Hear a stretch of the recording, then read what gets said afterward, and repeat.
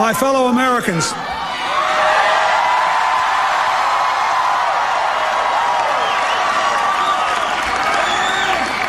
on this day, with high hopes and brave hearts, in massive numbers, the American people have voted to make a new beginning.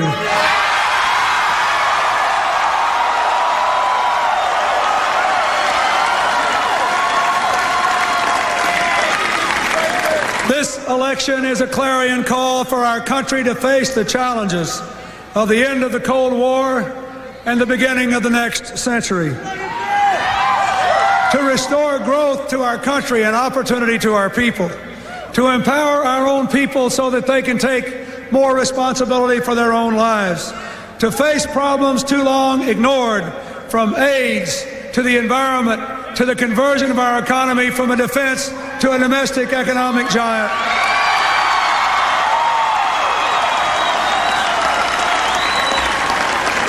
And perhaps most important of all, to bring our people together as never before so that our diversity can be a source of strength in a world that is ever smaller, where everyone counts and everyone is a part of America's family.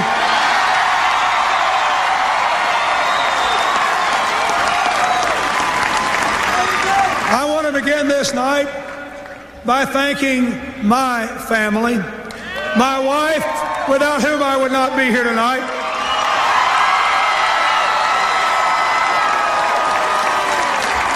and who I believe will be one of the greatest first ladies in the history of this republic.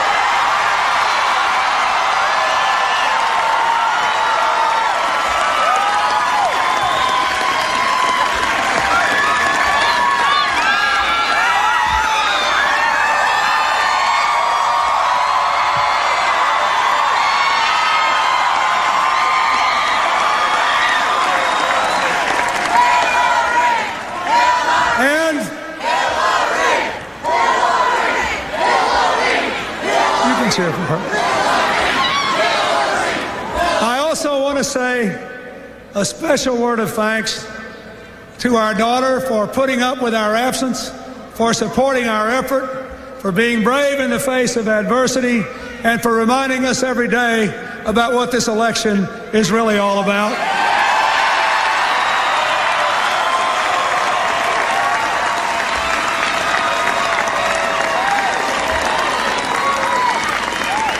I want to thank my mother, my brother, my stepfather, my mother-in-law and father-in-law, my brothers-in-law, and my sister-in-law who carried this campaign across this country and stuck up for me when others were trying to put it down. I love them and I thank them.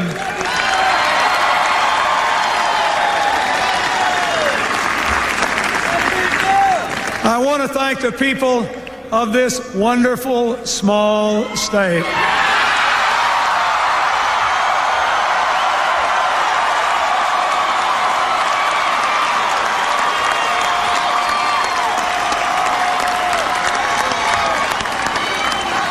Time after time, when this campaign was about to be counted out, the Arkansas Travelers exploded out of this state around the country to tell people the truth about what we had done here together, how we had pulled together, what we believed in, and what we could do as a nation. I had the best staff and cabinet you can imagine. They kept this state together, and even when we weren't here, we continued to lead the country in job growth, in keeping taxes and spending down, and in pulling the people of Arkansas together to show what we could do if the nation pulled together and moved forward too.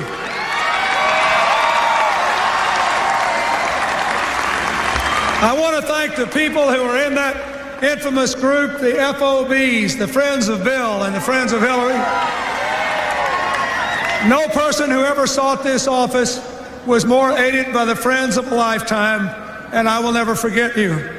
I want to thank the people in the new Democratic Party, headed by our chairman, Ron Brown, the new members of Congress, the new blood, the new direction that we are giving.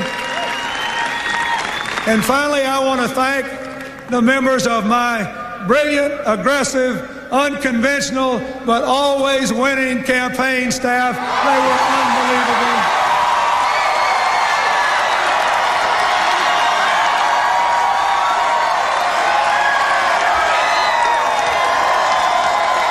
And they have earned this.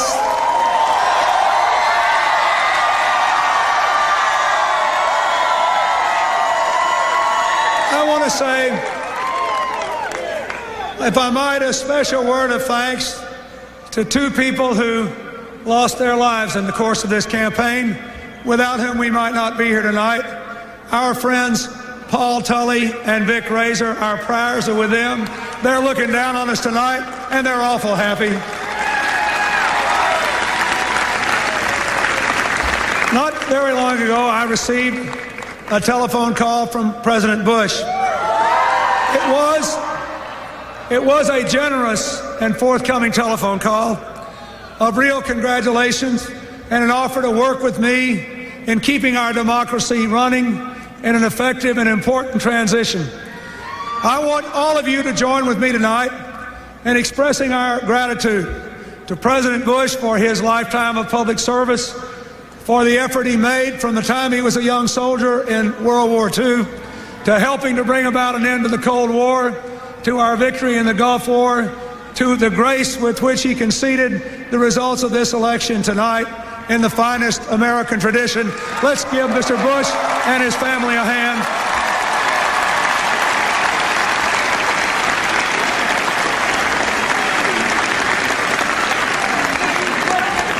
I heard tonight Mr. Perot's remarks and his offer to work with us. I say to you, of all the things that he said, I think perhaps the most important that we understand here in the heartland of Arkansas is the need to reform the political system, to reduce the influence of special interest and give more influence back to the kind of people that are in this crowd tonight, to the tens of thousands, and I will work with him to do that.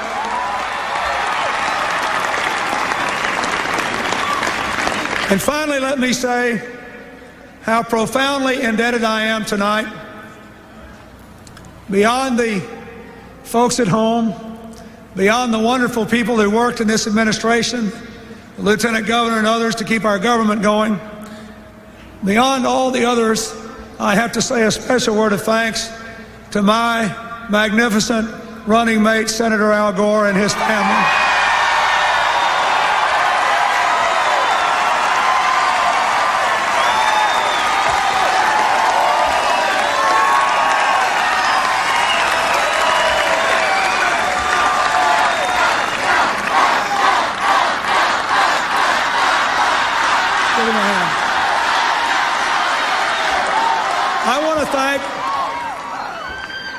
I want to tell you that Al and Tipper, Hillary and I have become friends. I admire them for what they stand for. They're enjoyable to be with. They believe in our country. Al Gore is a man of almost unparalleled combination of intelligence, commitment, compassion, and concern to the people of this country, to our obligation to preserve our environment, to our duty to promote freedom and peace in the world. And together, we're going to do our best to give you a new partnership for a new America.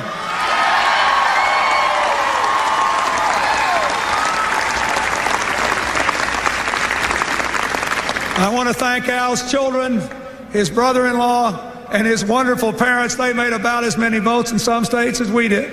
I think we carried every state that Senator and Mrs. Gore campaigned in. Their percentage was the best of all. I want to say that we have established a partnership in this campaign that we will continue into this new administration. For if we have learned anything in the world today, it is that we can accomplish more by teamwork, by working together, by bringing out the best in all the people that we seek. And we will seek the best and most able and most committed people throughout this country to be a part of our team. We will ask the Democrats who believe in our cause to come forward, but we will look too among the ranks of independents and Republicans who are willing to roll up their sleeves, be a part of a new partnership, and get on with the business of dealing with this nation's problems.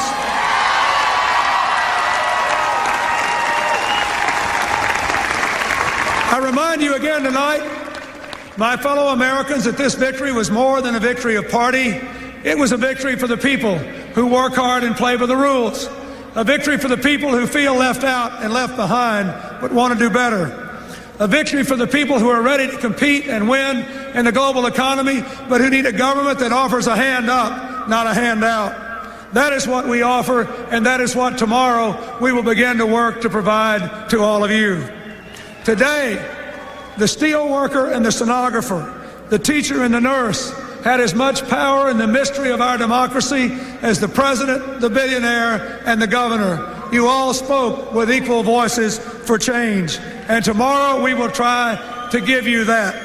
You can trust us to wake up every day remembering the people we saw in the bus trips, the people we saw in the town meetings, the people we touched at the rallies, the people who had never voted before, the people who hadn't voted in 20 years, the people who had never voted for a Democrat, the people who had given up hope. All of them together are saying, we want our future back, and I intend to help give it to you.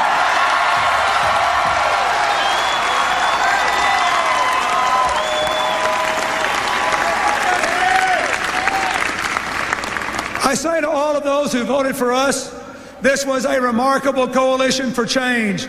Many of you had to put aside this or that personal ambition to be a part of a broad, deep commitment to change this country. I ask you to keep that commitment as we move from election to governing. We need more than ever, for those of you who said, let's put the public interest over personal interest, to keep it right there for 4 years so we can turn this country around.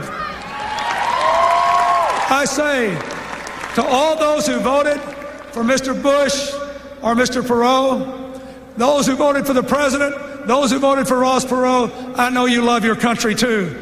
I ask you to listen to the voice of your leaders. I ask you to join with us in creating a reunited states, a united country with a new sense of patriotism to face the challenges of this new time. We need your help too, and we will do our best to deserve it.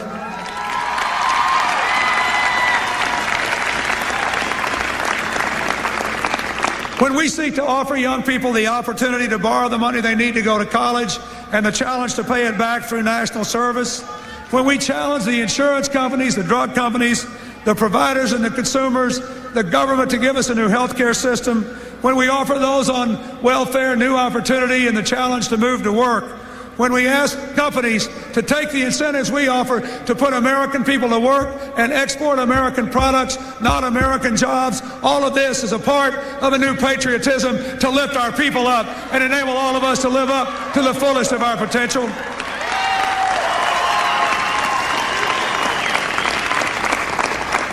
I accept tonight the responsibility that you have given me to be the leader of this, the greatest country in human history. I accept it with a full heart and a joyous spirit. But I ask you to be Americans again, too. To be interested not just in getting, but in giving. Not just in placing blame, but now in assuming responsibility. Not just in looking out for yourselves, but in looking out for others, too.